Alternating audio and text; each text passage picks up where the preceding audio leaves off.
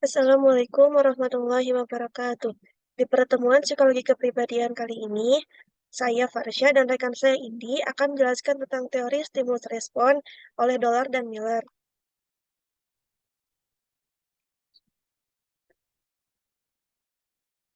Nah, yang pertama ini ada biodata singkat dari Miller. Miller ini lahir 3 Agustus 1909 di Milwaukee, Wisconsin, Amerika, dan meninggal 23 Maret 2002 di Hamden, Connecticut, Amerika.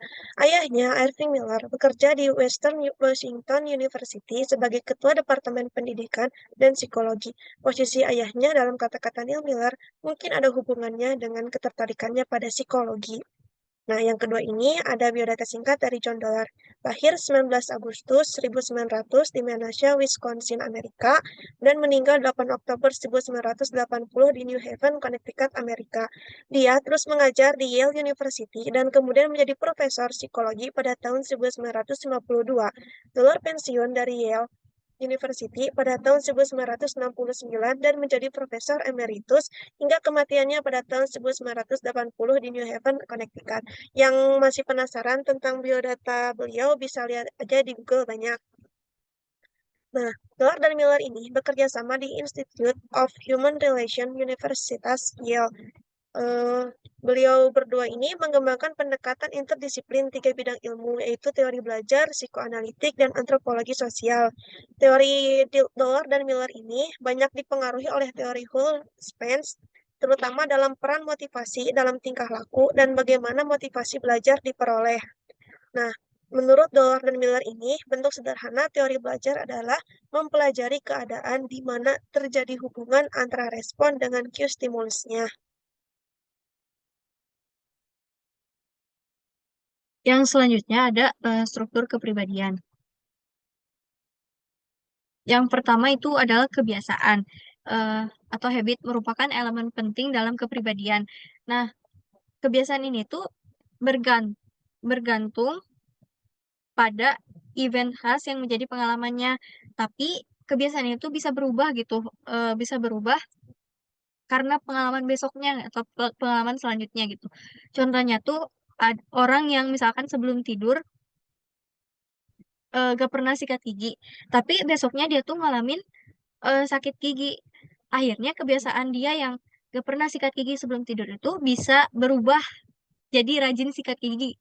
Jadi rajin sikat gigi itu karena dia tuh udah ngalamin sakit gigi gimana gitu. Akhirnya berubah gitu. Nah, bagian penting dari perilaku adalah input berupa stimulus dan output berupa respon serta penguatan atau reinforcement. Eh, Selanjutnya adalah dorongan sekunder atau secondary drives. Ini tuh secondary drives itu tuh dorongan yang dibentuk gitu oleh pengalaman. Jadi eh ini tuh salah satu yang penting juga gitu dalam strukturnya teori dolar sama Miller itu. Selanjutnya adalah dorongan primer, primary drives dan hubungan stimulus respon yang bersifat bawaan atau innate. Jadi ini tuh ada pengaruhnya juga gitu di kepribadiannya, struktur kepribadian teori Dollard sama Miller ini tuh, tapi tidak sepenting kebiasaan sama dorongan sekunder gitu. Karena dorongan primer tuh kan yang eh yang udah ada di diri kita gitu ya. Jadi kayak udah umum, nggak nunjukin keunikan kepribadian seseorang gitu. Jadinya ya udah gitu dianggap tidak terlalu penting tapi tetap mempengaruhi. Contoh dari dorongan primer ini tuh kayak rasa lapar, rasa haus dan dorongan seksual gitu ya. Selanjutnya ada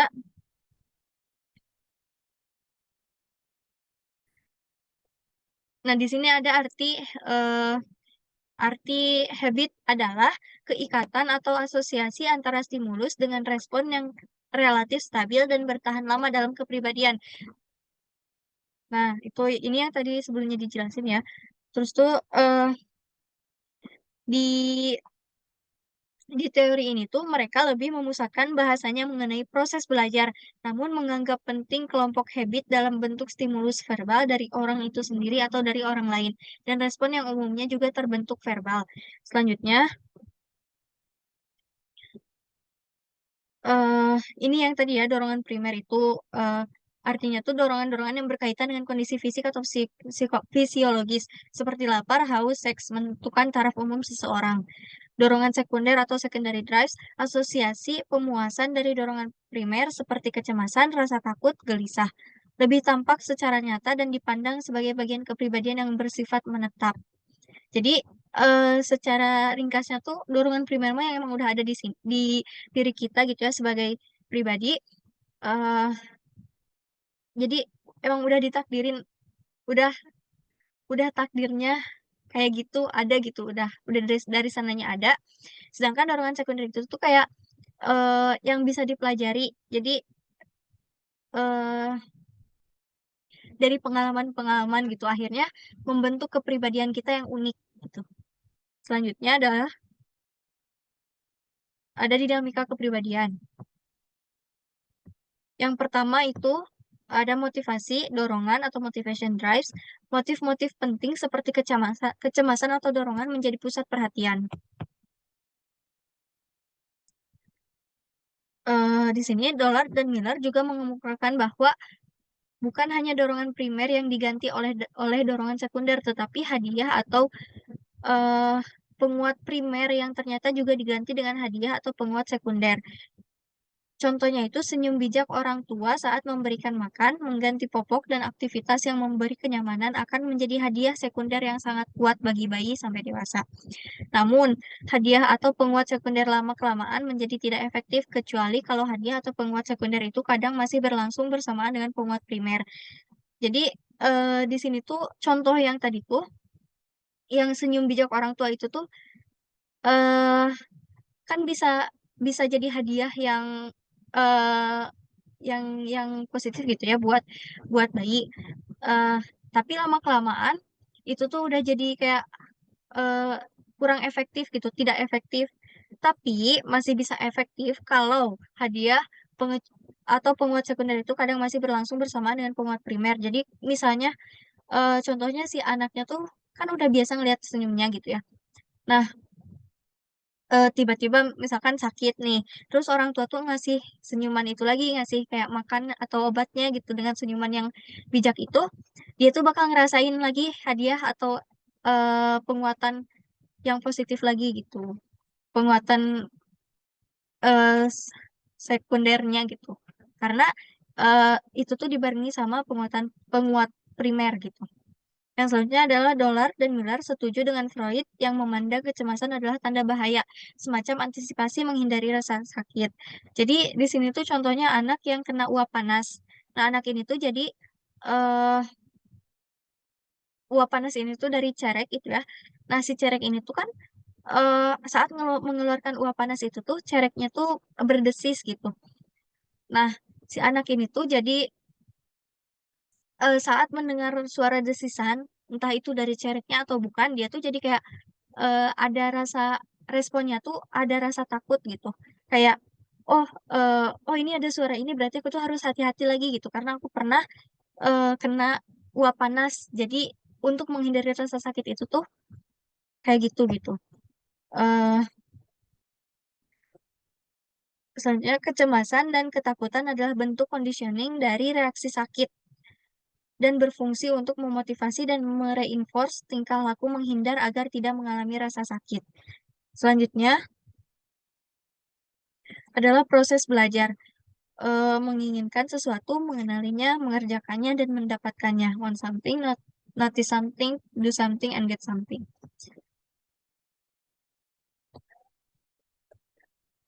Dollard dan Miller menyimpulkan bahwa sebagian besar dorongan sekunder yang dipelajari manusia dipelajari melalui belajar rasa takut dan anxiety. Jadi di sini tuh kata Dollard sama Miller itu, kalau kita gampangnya, kalau kita belum ngerasain sesuatu, kita teh belum belajar sesuatu itu gitu. Jadi kayak contohnya nih, kita nggak akan bisa belajar nulis kalau kita belum pernah ngerasain nulis gitu. Jadi yang muncul tuh respon dulu, baru proses belajar gitu.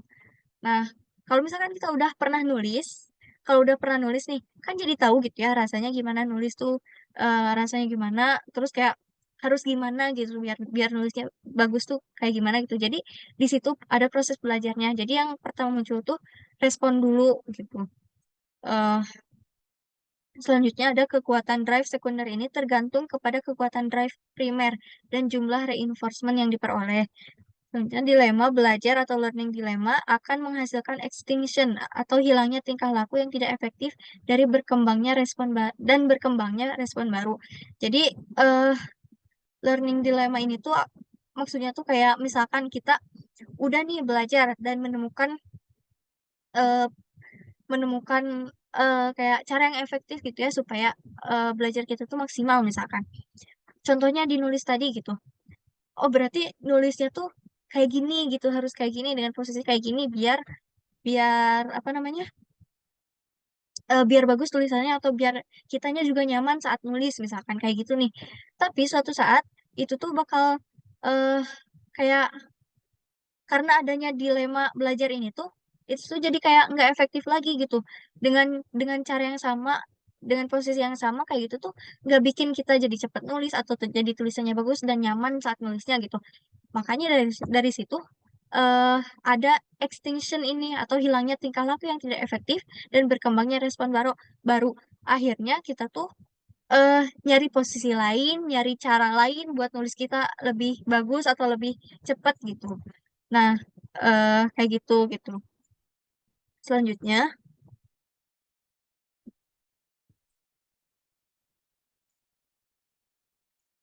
didapat. Jadi proses belajar ini tuh didapat melalui ada drive, cue, respon sama reinforcement. Drive ini tuh stimulus dari dalam diri organisme yang mendorong terjadinya kegiatan. Jadi kayak keinginan lah ya, keinginan dari dalam diri kita gitu. Tapi dia tuh nggak menentuin gitu, nggak nentuin eh misal nggak nentuin aktivitasnya gitu. Misalnya eh aku mau belajar bikin kue gitu misalkan. Tapi dia tuh belum tahu harus kayak gimana gitu. Nah, di Q ini, si stimulus itu tuh yang memberikan petunjuk agar respon yang sesungguhnya dilakukan. Nah, di Q ini tuh kayak ngasih tahu gitu ke kita teh kayak, oh kalau kamu mau belajar, kamu harus misalkan kursus di mana gitu. Eh, Terus teh respons. Respon itu aktivitas yang dilakukan seseorang. Nah, ini tuh ya akhirnya gitu dia tuh kursus di tempat bikin kue gitu supaya dia memenuhi keinginan itu gitu. Reinforcement ini tuh hadiah sebagai pereda dorongan atau drive reduction. Jadi eh karena karena kita teh udah selanjutnya ada proses mental yang lebih tinggi.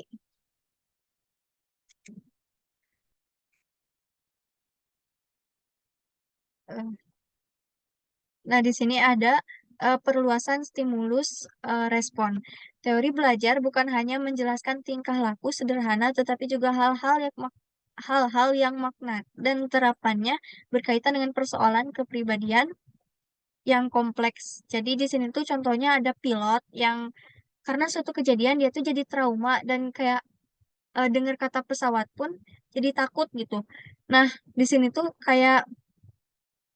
em, kayak masalahnya tuh bukan cuman kayak eh dengar kata pesawatnya aja tapi karena kayak apa ya eh pas dengar kata pesawat itu pikirannya tuh jadi kayak kembali ke keinget ke sakitnya itu gitu dulu kayak gimana makanya itu disebut proses mental yang lebih tinggi tuh lebih kompleks gitu ya ininya tuh jadi nggak cuman soal kata atau traumanya atau gimana nya ini tuh soal kayak ke ke apa ya lebih kompleks aja. proses mentalnya tuh. Nah, selanjutnya ada generalisasi stimulus. Respon yang dipelajari dalam kaitannya dengan suatu stimulus dapat dipakai untuk menjawab stimulus lain yang berbentuk atau berwujud fisiknya mirip. Semakin mirip stimulus lain dengan stimulus aslinya, peluang terjadinya generalisasi tingkah laku, emosi, pikiran, atau sikap semakin besar. Contohnya, hmm, generalisasi stimulus tuh, jadi respon yang kita keluarkan terhadap dua stimulus yang beda tapi mirip itu bisa sama gitu. Jadi contohnya tuh ada dua baju beda model tapi dia tuh satu satu satu brand misalkan. Nah, jadi karena brand itu sama, jadi kayak responnya tuh kayak misalkan brand itu tuh apa ya? Brand Gucci misalkan. Nah, walaupun beda model gitu, tapi karena si si bajunya itu tuh brand Gucci, jadi eh respon yang munculnya tuh kayak wah Gucci gitu, kayak satu respon yang sama gitu walaupun beda gitu. Jadi bayangin aja sih dua baju ini tuh stimulus gitu. Beda stimulusnya, eh, ada eh, ada miripnya gitu. eh tapi respon yang dikeluarkan itu tuh bisa sama gitu. Karena eh bisa sama itu tuh karena di generalisasi ini stimulusnya tuh gitu. Yang selanjutnya ada reasoning, penyingkatan proses dalam memilih tindakan dengan cara menguji alternatif respon tanpa benar-benar mencobanya. Jadi kalau misalkan ini tuh reasoning tuh contohnya tuh kayak eh ya gitu, kita tuh mencoba apa ya? Misalkan eh ada masalah, ada masalah. Terus kita tuh mikirnya tuh kalau pakai cara ini eh kita tuh berpikirnya tuh pasti untuk menyelesaikan masalah ini kan ya. Nah, kalau misalkan pakai cara ini hasilnya bakal gimana, pakai cara ini hasilnya gimana, pakai cara ini hasilnya gimana misalkan. Ada tiga cara nih. Nah, jadi kita tuh tanpa harus mencoba ketiga cara itu, kita tuh kayak eh udah tahu gitu karena ada alasan yang kuat misalkan kalau misalkan pakai cara ini kayak gini dan jadinya selesai masalahnya. Tapi kalau pakai cara ini kayak gini dan eh, bisa jadi masalahnya jadi kayak makin besar gitu, bukan beres. Dan selanjutnya gitu. Nah, selanjutnya ada bahasa atau ucapan, pikiran, tulisan maupun tubuh. eh Respon isyarat yang penting setelah reasoning yang mempunyai dua fungsi yaitu generalisasi dan diskriminasi. Jadi di sini tuh contohnya eh ini jadi kan bahasa ya. Nah, di budaya Jawa itu mengenal 5 label. Jadi 5 label tentang penyebutan buah kelapa gitu ya. Nah, label pertama itu namanya manggar. Manggar itu tuh kayak bunganya gitu, baru bunga. Disebutnya manggar. Eh, yang kedua itu ada blulu atau buah sebesar kepalan tangan. Jadi si kelapanya tuh baru sebesar kepalan tangan. Eh, cengkir, yaitu buah isinya air. Jadi udah mulai gede gitu lah si kelapanya tuh. Terus ada juga namanya degan, labelnya tuh degan, yaitu dagingnya lunak. Jadi si kelapanya tuh kelapa muda gitu ya, yang dagingnya tuh lunak gitu. Yang selanjutnya ada krambil atau kelapa tua.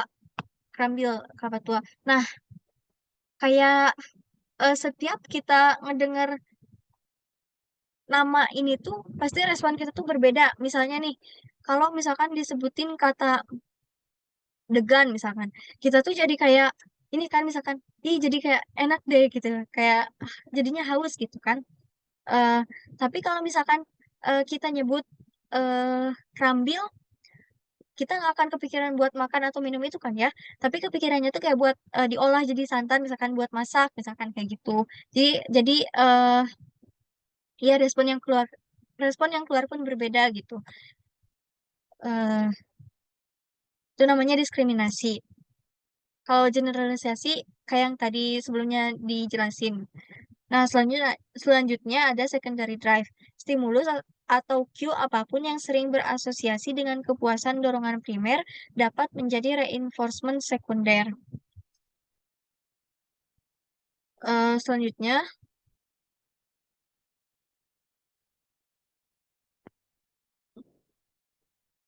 di sini ada generalisasi stimulus. Jadi, menurut Dollard dan Miller, ada dua tipe interaksi individu dengan lingkungannya. Yang pertama itu interaksi yang umumnya memiliki respon berdampak segera atau immediate effect terhadap lingkungan dan dituntun oleh cue atau situasi tunggal. Contohnya tuh, kita tuh pasti langsung nginjek rem gitu kalau misalkan ada ada orang yang tiba-tiba nyebrang gitu. Yang kedua ada respon menghasilkan isyarat atau cue producing response, yang fungsi utamanya membuka jalan terjadinya generalisasi atau diskriminasi. Ini tuh mirip sama reasoning ya. Jadi peristiwa internal yang disebut alur berpikir atau train of thought. Contohnya tuh melihat toko es krim, mengingatkan tentang es krim coklat yang A inginkan, A membawa cukup uang dan memutuskan untuk masuk ke toko es krim tersebut. Selanjutnya ada model konflik. Di model konflik ini tuh ada tiga. Yang pertama approach avoidance atau positif dan negatif. Yang kedua ada avoidance sama-sama negatif. Approach sama-sama positif. Nah, cara kita menghadapi konflik ini tuh mengikuti 5 asumsi dasar mengenai tingkah laku konflik. Yang pertama adalah kecenderungan mendekat atau gradient of approach. Mendekati tujuan positif semakin kuat gitu. Yang kedua ada kecenderungannya menghindar, gradient of avoidance. Menghindar dari stimulus negatif semakin kuat. Peningkatan gradient of avoidance lebih besar dibandingkan gradient of approach. Jadi yang tadi eh, itu ya, kecenderungan kita tuh sebenarnya kayak menghindari rasa sakit gitu. Responnya tuh menghindari rasa sakit. Eh, Makanya di sini disebutin peningkatan gradient of avoidance lebih besar dibandingkan gradient of approach. Yang keempat adalah meningkatnya dorongan yang berkaitan dengan mendekat atau menghindar akan meningkatkan gradient. Yang kelima, manakala ada dua respon bersaing, maka yang lebih kuat yang akan terjadi. Jadi misalkan kalau misalkan kayak approach sama avoidance, terus yang lebih kuatnya avoidance, maka itu yang bakal terjadi itu. Atau sebaliknya atau gimana gitu. Yang selanjutnya ada ketidaksadaran. Dollard dan Miller membagi isi-isi ketidaksadaran menjadi dua. Yang pertama adalah ketidaksadaran berisi hal yang tidak pernah disadari. Jadi benar-benar gak pernah disadari gitu ini tuh. Contohnya rangsangan, dorongan, dan respon yang dipelajari bayi sebelum bisa berbicara sehingga tidak memiliki label verbal. Yang kedua ada berisi apa yang pernah disadari tetapi tidak bertahan dan menjadi tidak disadari karena adanya represi. Jadi kayak jadinya lupa gitu, ditekan gitu kan di represi itu. Contohnya itu tidak memikirkan sesuatu yang menakutkan akan membuat rasa takut berkurang. Jadi kayak misalkan nih pernah takut sama ini, tapi kita teh kayak gimana ya? eh Pernah sadar takut sama ini, tapi karena itu tuh diabaikan, lama-lama jadi tidak disadari karena adanya represi. Jadi we lupa gitu, jadi gak takut lagi. Yang selanjutnya ada perkembangan kepribadian yang akan papakan. Nah, selanjutnya ada perkembangan kepribadian. Nah, menurut Dolar Miller ini tuh, perkembangan kepribadian itu ada tiga. Yang pertama itu ada perangkat bawaan atau innate, respon sederhana, dan primary proses. Nah, jadi menurut Dolar dan Miller ini tuh, bayi memiliki tiga repertoire primitif yang paling penting. Jadi kalau repertoire itu, kalau misalkan di Indonesia tuh repertoire gitu, kayak artinya tuh kayak jumlah total perilaku atau tanggapan potensial yang mampu dilakukan oleh seseorang. Jadi si repertoire ini tuh biasanya mengacu pada perilaku yang telah dipelajari dan umumnya diukur melalui studi tentang masa lalu. Contohnya itu ada anak belajar menulis huruf Z, itu tuh kayak membutuhkan sedikit percobaan dibandingkan menulis huruf A gitu kan. Kalau Z kan sekali coret juga bisa gitu. Kalau A kan ada beberapa kali coretan. Jadi kayak si perilakunya itu tuh mengacu pada apa yang telah dipelajari. Nah, di sini tuh bayi itu memiliki 3 repertoire primitif itu. Yang pertama itu ada refleks, spesifik. Jadi, bayi ini memiliki refleks khusus, paling sering dalam bentuk respon khusus terhadap rangsangan atau kelompok rangsangan tertentu. Contohnya itu sentuhan pada pipi direspon dengan memutar kepala ke arah pipi yang disentuh. Yang kedua ada refleks bawaan yang hierarki. Di sini tuh jadi kecenderungan respon tertentu terhadap situasi stimulus tertentu sebelum melakukan respon lainnya. Contohnya itu, bayi berusaha menghindari stimulus yang tidak menyenangkan sebelum menangis. Nah, yang ketiga ada dorongan primer atau primary drive. Ini tuh rangsangan internal yang kuat dan terus-menerus biasanya terkait dengan proses fisiologis. Drive ini mendorong bayi untuk melakukan sesuatu, tetapi tidak menentukan tindakan spesifik apa yang harus dilakukan. Contohnya bayi merasa lapar, haus, dan rasa sakit.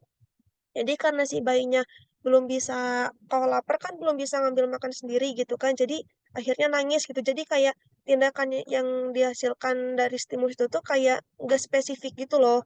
Nah, terus di sini tuh bayi berkembang dari 3 repertoire ini tuh menjadi dewasa itu yang kompleks itu melalui proses belajar. Jadi emang teori dolar nilai itu lebih apa ya, lebih mengkhususkan kepada teori belajarnya gitu. Nah, terus yang kedua ini ada konteks sosial.